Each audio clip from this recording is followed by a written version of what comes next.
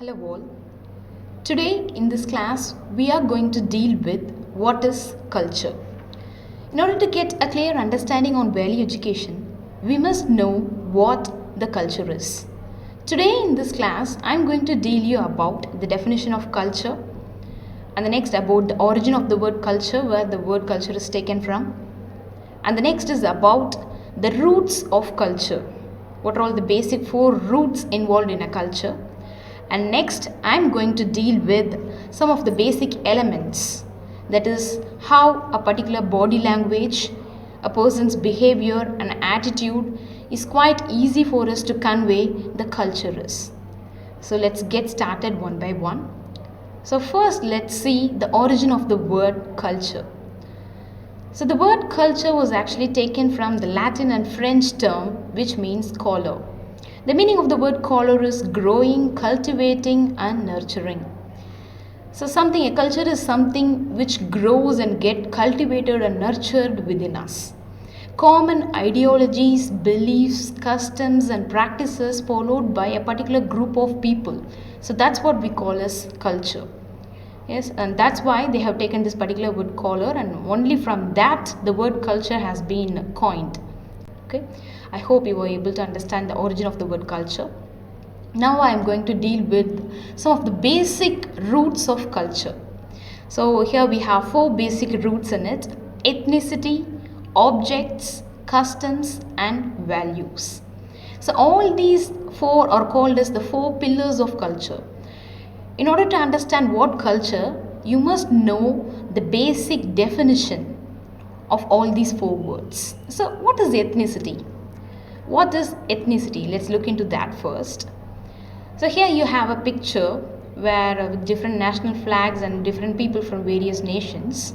So this picture will explain you what ethnicity is. Ethnicity actually represents a people, a group of people who have a common ideologies or beliefs or customs which they follow. They have something in common within them. Such kind of group of people we call them as ethnicity. Yes, a particular sect of people. So their beliefs, their practices will be actually what they have got from their ancestors. So whatever their ancestors say, how they behave, what are all the practices they follow during their lifetime, everything will be followed by these people, the next upcoming generations. Those particular group of people who have the same and common ideologies, only they are called as ethnicity. Yes, that kind of particular group of people could be brought under the term ethnicity. And the next we have objects. It's not only people, not only their action and speech conveys the culture. Even a particular simple object, it represents the culture of a particular person. For example, here we are having the picture of a diya. Diya is not one thing but a lamp.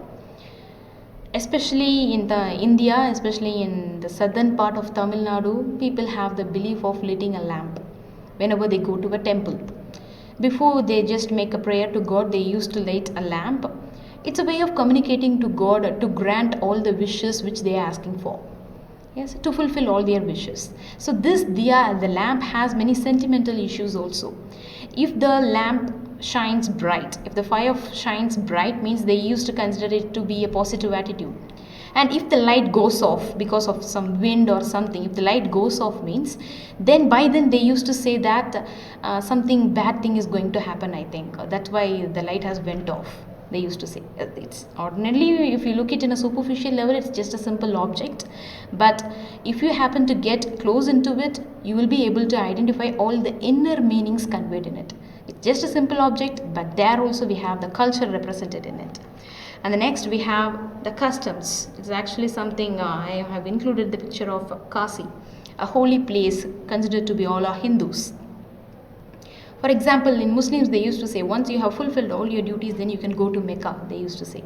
In the same way, we Hindus, we have this belief that once when you're fulfilling all your duties, when you're in your 50s and 60s in your age, we will go to Kasi, because we have a common belief that by going to Kasi and taking bath in it, it will purify all the sins in our souls. Yes, our soul will become pure. This is the common belief which we have. So such kind of belief was actually something which is not brought to us over a night time. It was actually the belief which our ancestors has, which runs in our blood also, which even the next upcoming generation will also follow it. And this is what we call as custom, a tradition or the belief which is followed generations after generations. And the next what we have is actually the values. Values are nothing but certain common truths which we all believe related to our character, personality and attitude. Here I have given the value of something related to a universal law, the karma philosophy. Many people, they used to say commonly that if you do good, good things will happen to you. If you do bad, definitely bad things will happen to you. This is the universal law. So that's what we have. So I have explained all the 4 basic roots of culture here. I hope whatever I have said in this slide is clear to all. So on the next slide, I am just given the definition of culture. This is something what I have already explained in the previous slide. Culture is nothing but a common beliefs or ideas, knowledge or values which has been passed from one generation to the next generation. So the same idea has been conveyed in these 2 points. And here I have included a picture of 3 pictures. The one is the picture of a Tulasi Madam, which we are having in the backyard of our home. Many people are having it till today, but they don't know the real scientific reason behind it. We are all having it, but we don't know why our ancestors insisted in following this practice. Yes, we are doing it just because our ancestors done it, we are also doing it. It's a part of our culture, that's what we think. See, apart from that, it has many scientific and medical reasons also, because Tulasi plant has the ability to get rid of all sort of negative vibrations. It spreads positive thinking to the people. It has many health benefits also, and it was related to Lord Vishnu and Goddess Lakshmi also. It's a part of our custom. And the next we have 2 more objects. One is the Christmas tree and the next one is the star.